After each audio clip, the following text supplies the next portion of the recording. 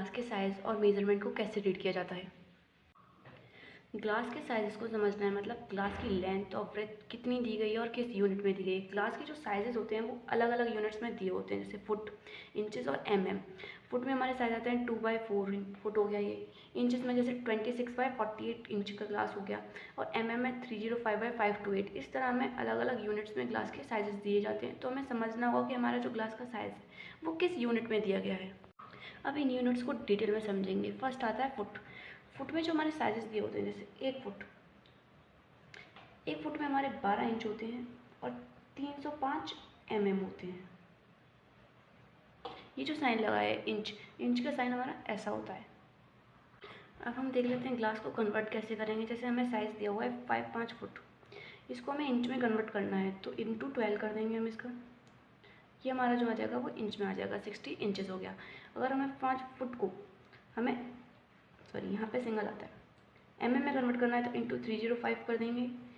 यहाँ पे हमारा का साइज़ आ जाएगा।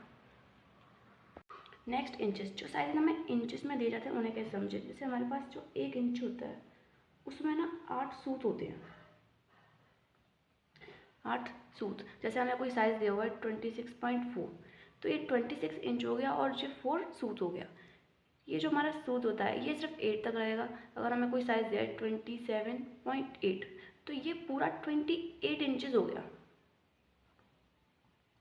जो हमारा सूत होता है वो सिर्फ 8 तक रहता है। जैसे हो गया हमारे पास 23.4, तो ये 3.5 इंचेस हो गया।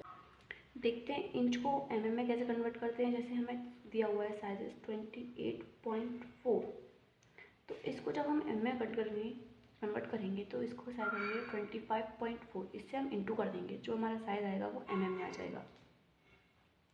चेक कर लेते हैं। और जो हमारा साइज आया है 21.3, ये हमारा साइज में आया है।